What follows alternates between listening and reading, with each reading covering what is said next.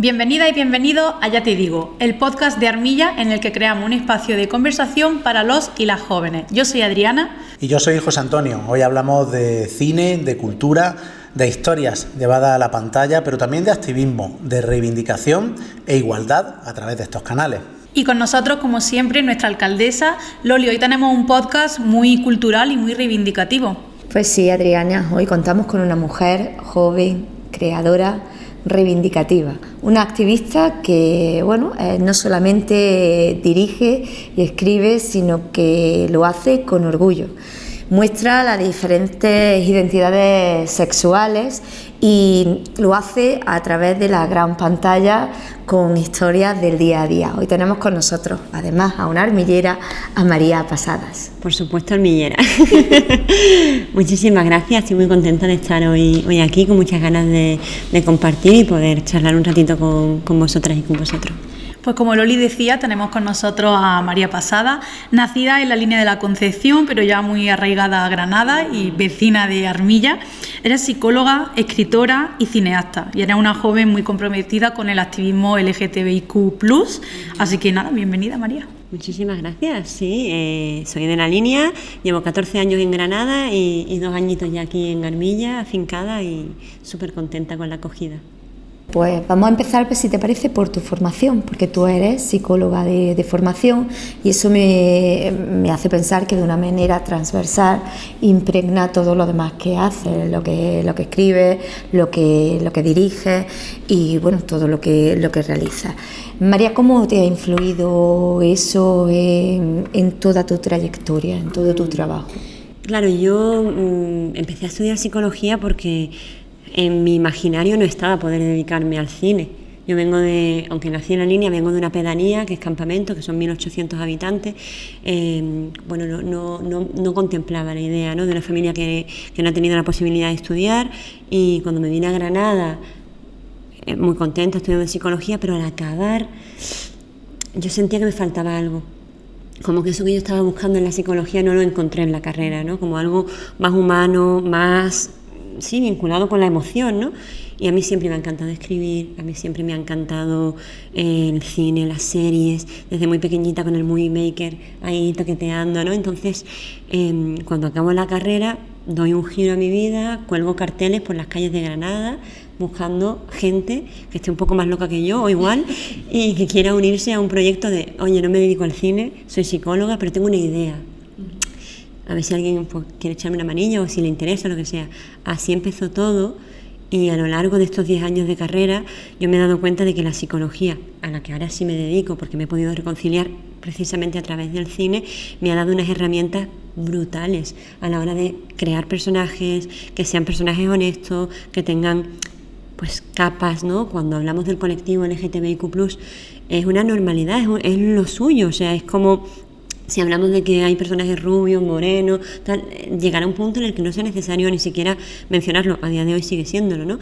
Es como que no se trata de decir, vamos a hablar de una serie donde el personaje es rubio, vamos a hablar, un primer plano del pelo rubio, que no se trata de eso, que no se trata de hablar que son gays porque son gays, que son lesbianas, personajes complejos, ¿qué hay detrás? ¿Qué le pasan? ¿Qué función, qué sentido tiene estar aquí en la vida, ¿no? Y eso, la psicología, para mí ha sido clave en todo esto, en hacer personajes y tramas complejas, ¿no? Pues vamos a hablar de que este personaje es gay. No. Bueno, María, si la psicología es un eje transversal en tu trabajo, ya de tu respuesta también se deduce que ese activismo, ¿no?, por el colectivo LGTBIQ+, también es un eje transversal de tu trabajo. De hecho, ya en tu primera serie, ¿no?, en Salto sin Red, ya también buscabas visibilizar, ¿no?, al colectivo. Sí, cuando hicimos Salto sin Red, la idea era precisamente hablar de un grupo de amigos diversos, ¿no?, donde hay diferentes perfiles, diferentes identidades, diferentes formas de amar, ¿no? Y es que su nombre lo indica, era un salto sin red también para mí, de lanzarme literalmente al vacío. Y también, por desgracia, es muchas veces lo que algunas personas hacen cuando simplemente dicen quiénes son o a quiénes aman en una familia a lo mejor donde no son bien recibidos o donde la sociedad todavía no está preparada, que a veces es, joder, tío, ¿por qué tiene que ser un salto sin red? Simplemente ser yo, ¿no? Entonces, de ahí surgió todas 3 temporadas que nos dieron muchísimas alegrías, que en YouTube acumulan millones de visitas, que nos llevó a la Love Fan Fest, la única serie española que estuvo allí, con otras series canadienses, estadounidenses, con un fandom brutal, sobre todo a nivel lésbico, y ahí estábamos con una serie que se hizo con presupuesto cero. Una niña de 21 años diciendo, vamos a sacar de aquí, ¿quién tiene cámara? Bueno, yo pongo de mi bolsillo esto, vamos para adelante, y a veces me he visto llevando la cámara y el sonido así, diciendo, vale, esto en algún momento tiene que ser diferente, pero ahora mismo es así.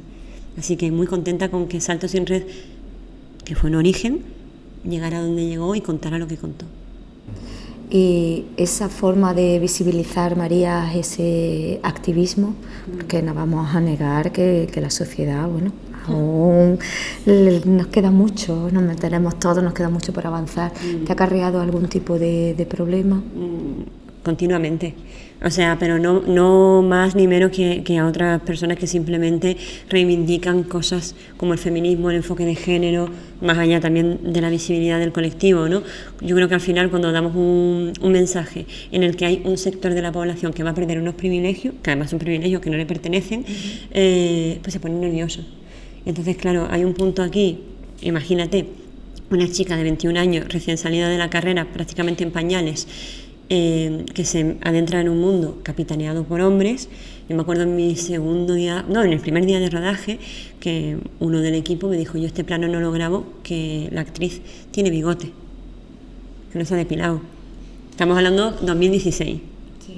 ¿Vale? O sea, que no estamos hablando como mi último corto, que es de los 90, y dices tú, bueno, en los 90, no, mi cielo, 2016, ¿no? Entonces, claro que me he encontrado con muchísimas cosas que ahora con perspectiva las veo y no pasa nada, y me encuentro con gente que pincharon de más.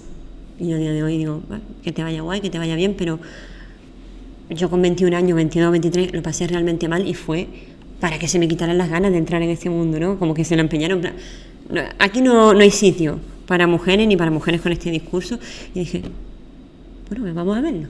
Vamos a verlo. Es verdad que estuve un tiempo en el que, bastante traumatizada, me separé de hacer cosas mías, estuve haciendo cosas para otros, pero cuando volví con de 3 en 3 y dije, pues voy a volver con un equipo solamente de mujeres. Seguro que para mí va a ser un espacio mucho más, menos peligroso, más seguro, y al que decía que las mujeres no, pues vamos a verlo.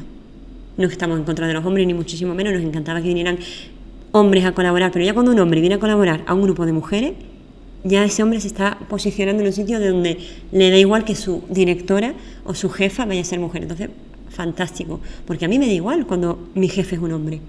Es que esa es la igualdad, que a mí me da igual que tú seas un hombre y que a ti te da igual que yo sea una mujer. Entonces, fue muy jodido. Pero ahora estoy muy contenta de haber apretado. Y de poder abrir camino a otras mujeres que también quieran. Hay que apretar y cambiar esa sociedad. No obstante, creo que si habrás notado, ¿no?, la evolución a lo largo de los años, o crees que aún no ha habido esa evolución que necesitamos. Sí, hemos evolucionado. Sí. En otras cosas hemos retrocedido. Yo hace 10 años había cosas que no podías decir de forma tan libre y de forma tan... de quedarte tan pancho, ¿no?, defendiendo cosas. No todas las opiniones son respetables. Es que no lo son. Claro que puedes opinar. Claro que sí a la libertad de expresión. Pero yo no voy a respetar una opinión que vaya en contra de los derechos humanos nunca, jamás. Me atraviese ese derecho humano o no me atraviese. Esto se entiende, ¿no? Es como básico, yo creo. Tu opinión es respetable mientras esté dentro de unos márgenes donde los derechos humanos prevalezcan. Y luego ya nos metemos en ideología, que ahí de verdad que incluso es hasta nutritivo escuchar a personas que opinan diferente a ti, ¿no? Pero hay un margen que a veces siento que en algún puntito vamos hacia atrás, en otros no, en otros vamos hacia adelante. Y supongo que la conquista de igualdad tendrá sus bajadas, tendrá sus subidas, tendrá sus puntitos en los que de repente digamos, uy, si estamos peor. No estamos peor, vamos hacia adelante, pero no es lineal.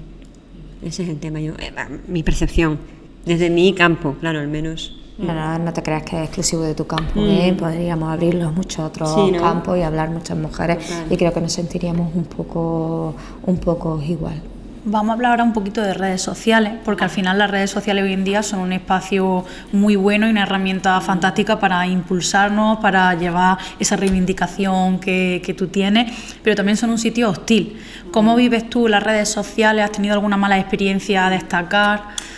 Yo tengo mucha suerte. La verdad que la gente que a mí me sigue, al final la gente a la que le gusta mi trabajo, suele ser unas personas muy respetuosas, que buscan siempre como me acerco a decirte que tu trabajo me gusta, a que de hecho casi siempre conecta mucho con el agradecimiento, gracias por contar esta historia, gracias.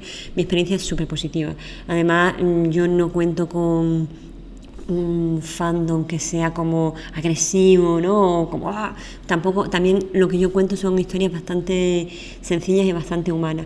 Esto no significa que haya gente que a lo mejor por pensar que tiene un perfil público, por simplemente estar expuesta a redes o que haces cosas que entran en contacto con el público, pueden opinar de tu vida o ya de tu historia como personal, ¿no? De que yo pueda subir una foto con mi mujer, con mi pareja y que opinen porque no, pero si yo no estoy haciendo una serie, o sea, esta es mi vida, ¿no? Es como este puntito de diferenciar, ¿no? Entre la opinión que puede ser respetable, que es hacia mi trabajo, y también te digo, en ciertos códigos, si no te gusta, no la consumas y ya está.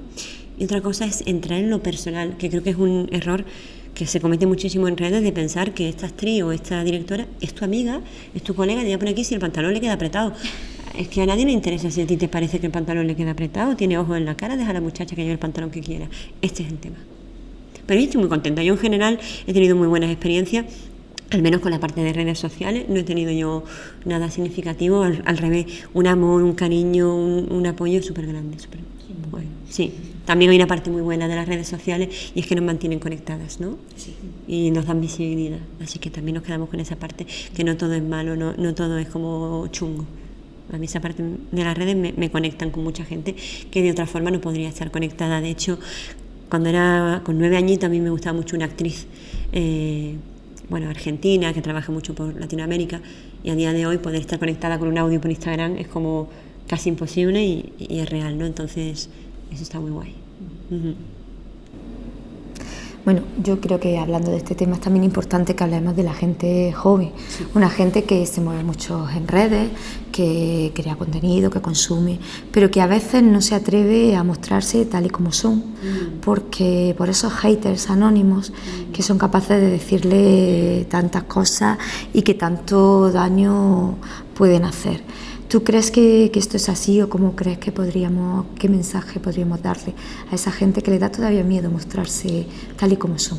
Mira, yo soy muy fan de la gente joven. Es como que me parece que el discurso a lo largo del tiempo ha sido siempre echarle la mierda de todo lo que pasa a los jóvenes, pero de todas las generaciones. Como que cuando yo era más joven, porque sigo siendo joven, cuando era adolescente sentía que toda mi generación era la culpable de absolutamente todo, y ahora que como que voy alcanzando otros espacios, de repente escucho a compañeras hablando otra vez de los jóvenes y digo que no me da la gana. O sea, si son los que menos culpa tienen, que no hemos elegido ni nacer, estamos aquí de repente descubriendo el mundo y vamos a tener la culpa de todo. Quizás somos el resultado, ¿no? Eso para empezar.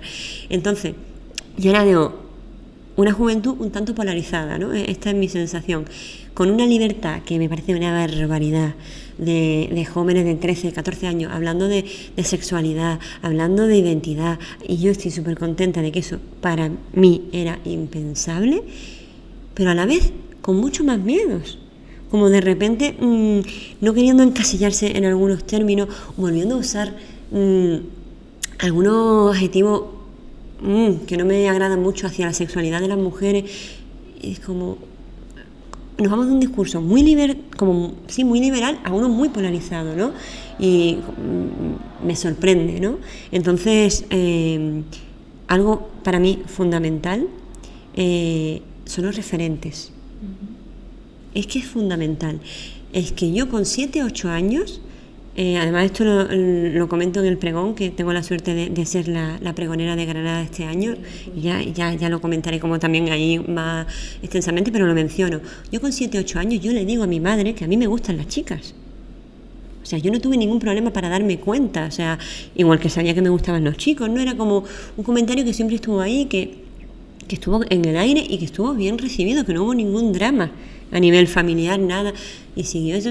Yo a los 13, 14 años me he hecho mi primer novio, pero yo como que sigue estando por ahí, pero no se le da como ninguna importancia. Sin embargo, yo era incapaz de imaginarme con una mujer. O sea, yo pensaba que esa realidad para mí no estaba.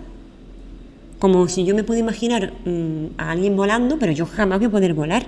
Es como que en mi cabeza no estaba la posibilidad, a pesar de yo sentir que en mi casa estaba la libertad, ¿no?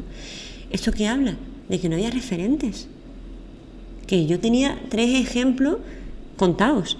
Y además en esa etapa que ya empiezo yo a crecer y como que cada vez es más obvio, todas las lesbianas se morían. Las series...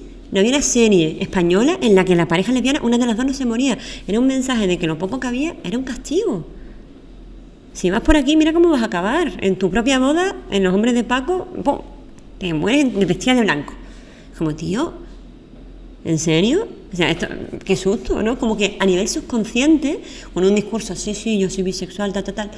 Yo no me atreví a estar con una mujer hasta que me enamoré perdidamente, que eso ya creo que es un punto en el que no se puede negar. Por eso también cuando hablamos del colectivo LGTBIQ+, es que no es una elección. Es que cuando te atraviesa quién eres y a quién amas, te atraviesa y punto. Y para mí fue enamorarme de una mujer y empezar a crear. Ay, qué curioso. Ay, fíjate, que se liberó ahí, ¿no? Y como que esa niña que con 7, 8 años estaba buscando referente, los empezó a crear. Y para mí fue como un puntazo de decir, ¿estoy creándolos para mí? ¿Estoy creándolos para otras? Pues mira, si lo estoy creando para gente joven que no se tenga que hacer las mismas preguntas que me hice yo, ya está. Porque no son los culpables de nada, son el resultado de la sociedad que estamos creando.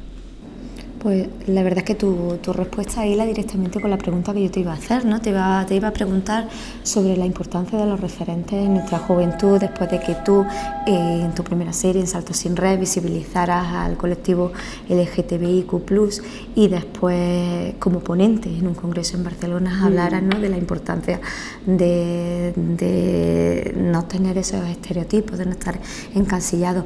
Pero qué importante, ¿verdad? María, sigue siendo el tener referentes para nuestra gente joven, para nuestros niños y nuestras niñas, sí, en todos los ámbitos, claro. Porque muchas veces cuando te mueves en el ámbito deportivo, las niñas ahora practican ciertos deportes porque ya lo han visto, ¿no? Claro. O quieren ser, a mí me lo dicen, yo quiero ser también alcaldesa, pero porque te han visto, pero qué importante, ¿no, María? Claro. Esos referentes y sí, que os atreváis a dar esos, y digo atrever, entiéndeme, en el mejor sentido de la palabra, en dar esos pasos, ¿no? Y servir de esa guía y ese punto al que mirar nuestra gente joven y decir, no solamente te pasa a ti, es normal. Claro, y además que para construir referentes que estén desligados de prejuicio y de estereotipos, primero tienes que mirarte tú para adentro y ver cuánto estigma tienes hacia ti misma, porque quien en esta sociedad diga que no es machista y que no es homófobo y que no es mentira. Lo primero es reconocer que lo somos. Me da igual que... no, pero si yo tengo muchos amigos gay. Es que yo soy gay. No, es que me da igual. Es que en el último estudio creo que se establecía que, siguiendo en esta línea y luchando mucho, unos 156 años quedan hasta encontrar una igualdad medianamente real. Entonces, no la vamos a ver. Se trata simplemente de seguir andando, pero seguir andando y dándome cuenta de que un personaje que yo creo hoy, aparentemente sin estereotipo y sin prejuicio, cuando lo mire dentro de 10 años, los va a tener porque es una cuestión progresiva, y también para eso a mí me parece súper importante reivindicar la ternura, reivindicar la compasión. Estamos trabajando en ello y nos vamos a equivocar en el camino, ¿no? No pasa nada, pero sigamos trabajando en ello, sigamos intentando ver qué me pasa a mí con todo esto, ¿no? ¿Qué se me mueve a mí con lo mío a la hora de, en una ficción, no trasladar mi misoginia, no trasladar mi machismo, no trasladar, pues sí, mi prejuicio hacia este colectivo, hacia tal, y sigamos creando historias naturales donde de repente, sí, una niña o un niño diga, ay, que yo puedo, la niña puede ser política, la niña puede ser futbolista, pero es que el niño puede ser bailarín. Yo siempre digo que la mayor pandemia mundial para mí es la misoginia y la segunda es el machismo. Pero es que las dos afectan a las mujeres. Y el machismo también a los hombres. Y afecta negativamente a los hombres de no poder permitirse pues ser seres sensibles, delicados, débiles. dejarse cuidar, no tener que estar siempre, ¿no?, en cabeza de... Y por eso el feminismo es una herramienta tan necesaria y que se lee de una forma tan equivocada. Así que sí, me parece fundamental desde ahí crear.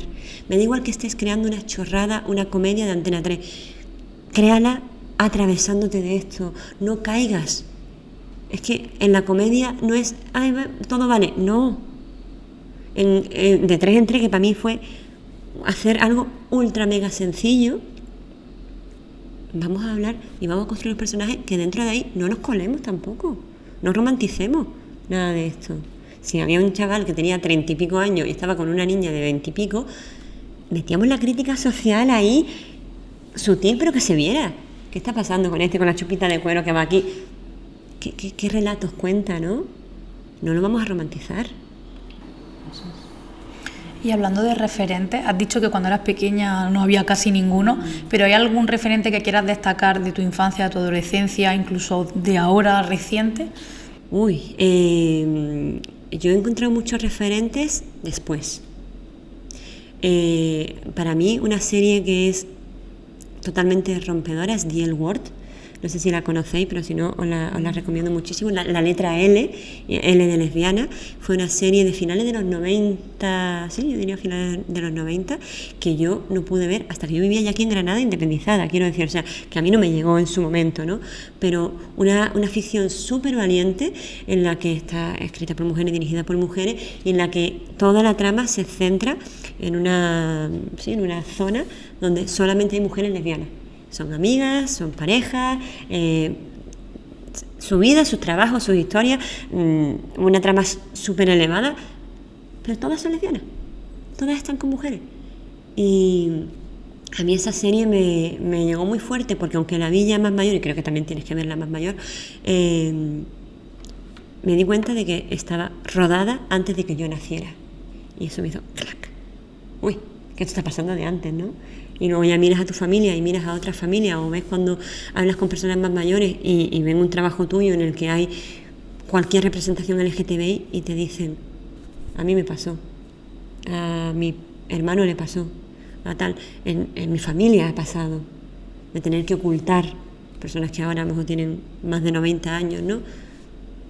Esto no está pasando, esto no es verdad, si lo digo acabo en la cárcel, si lo digo aquí no me aceptan, ¿no? Entonces esa serie para mí fue muy, muy, muy significativa, sin duda. Yo la recomiendo un montón. Después han hecho un montón de remakes y están a día de hoy creo que emitiendo. No la he visto porque les tengo tanto cariño que no sé si la van a cagar y me da miedo. Pero algún día me veré lo que están haciendo ahora. Pero sin duda en su momento fueron muy acertadas. Y también tenía estereotipos y prejuicios. Claro, los ves ahora y dices, uy, joder, aquí no hay quien viva. Aquí no hay quien viva, para mí fue súper rompedora, viendo dentro de una comedia, muy bien esta comedia, me encantó, personajes gays, personajes lesbianas, tal, hablando del matrimonio, que justamente en esa época, en el 2005, se aprueba aquí en España el matrimonio igualitario, tal, wow, y la ves ahora y dices, se colaron, uy, no, es que era el momento, y demasiado, y cuando veamos mis ficciones dentro de un tiempo, se coló, claro, pero así se avanza. En The L Word, claro que hay prejuicio, pero para la época... de locos. Y de hecho ver mujeres estando entre ellas, loquísimo, qué bien. Claro, y es verdad que como dices, hay personas de determinadas épocas en las que han aguantado una presión, bueno, hasta el punto de esconderlo durante toda su vida, ¿no? Nunca poder verbalizarlo. Pero hoy en día, quizá también las personas del colectivo LGTBIQ+, soportaron una presión especialmente en redes, esas personas jóvenes. Entonces, dentro de lo que hemos hablado, de la importancia de tener los referentes, ¿cómo crees que esas personas pueden influir en redes sociales para construir, ¿no? o cuidar esa construcción de la identidad de una manera que nuestros jóvenes se sientan aún más seguros? La cuestión es que cuando tú te mueves en un espectro que no sea el cis heteronormativo, estás expuesto a odio. Sea en redes, que en redes es como lo más evidente, porque cualquiera con un móvil, maricón, es súper rápido, pero que no te quita que en la misma calle en la misma calle, o puedes tener la sensación de miedo o la sensación de tal, meramente por dar un beso a tu pareja, por ir a tal. Entonces, yo creo que es un trabajo de todas, de todos, de todes, de cuidar el espacio de redes y el espacio de las calles, en el que haya un respeto y una tolerancia al otro, siempre. O sea, es una cuestión de decir, no me tengo que meter en esto, no me incumbe la vida de esta persona, ¿no? A partir de ahí, yo creo que cada uno se expone como quiere, pero una naturalidad no es todo. A veces queremos ser como la lesbiana perfecta, ¿no? En esta también estamos en un momento de muchísima cancelación. Uy, han dicho esto y se ha colado. Tío, es que somos humanos. Y creo que si tú te equivocas y dices algo que yo ya sé, y te digo, mira, Loni, ¿tú te has planteado que quizá este término es un poco machista? Y tú dices, uy, bueno, pues no me había dado cuenta, tal. Ahora sí te digo, tía, es que yo contigo no vuelvo a tomarme ni un café. Sí. ¿Qué he hecho? Me has desplazado. Te he desplazado. Y también me estoy desplazando a mí para la próxima vez que me equivoque yo. ¿Qué voy a pensar de mí? Soy una basura. No, estoy aquí, estoy aprendiendo. Entonces yo trabajo mucho también con eso, con que podamos traer lo que yo soy a día de hoy, que si me equivoco, genial, porque puedo aprender. No sé si te estoy respondiendo con esto. Sí, lo que pasa que me hace pensar, reflexionar, María, ¿no?, en la sociedad que tenemos hoy en día, tan polarizada y tan falta de la empatía y el respeto hacia el otro. Total. Y sobre todo en cosas en las que no nos incumbe. Total. Porque cada uno, ¿no?, puede hacer, tienes un ámbito muy privado de tu vida que no sé por qué tenemos que opinar, porque no nos incumbe realmente. Total. Pero bueno, eso ya es un trabajo que como sociedad Sí, intentaremos seguir haciendo. Yo reivindico mucho la ternura, pero también reivindico el enfado. Quiero decir, esto es como todo, tenemos una caja de herramientas, ¿no? Y si voy a colgar un cuadro, pues uso una, si voy a colgar unas cortinas, pues uso otra, ¿no? Entonces, yo para estar en esto, ternura siempre. Ahora me ha pasado muchísimo de recibir una agresión que están siempre muy disfrazadas, incluso en momentos como donde estamos trabajando a favor del colectivo y de repente, ay, mujer, pero si eso ya no pasa. Una persona hetero, por supuesto. Y es como, yo ahí no voy a sacar mi lado más tierno. Por supuesto que no, pero también me parece reivindicativo poder colocarme en sitios que solamente son de hombres, como son la agresividad o el enfado, sí, ¿no? O la confrontación, y decir, no te pido tu opinión, no opines de una realidad que no es la tuya. Y ahí te la traigo. No te voy a decir, ay, mi amor, porque yo de repente, cuando sentimos que es de un discurso que es muy pesado ya, tío, que es como que yo sé de mi realidad, yo no voy a una persona racializada que esté dando un discurso diciendo porque esto es lo que sufrimos, tal cual, y se baja del atril y le digo, anda, pero si eso ya no pasa. ¿Y yo qué sé? Pues entonces como, tío, escuchemos con el corazón, pero no cualquier discurso que tú vengas a darme te voy a decir, bueno, mi vida, bueno.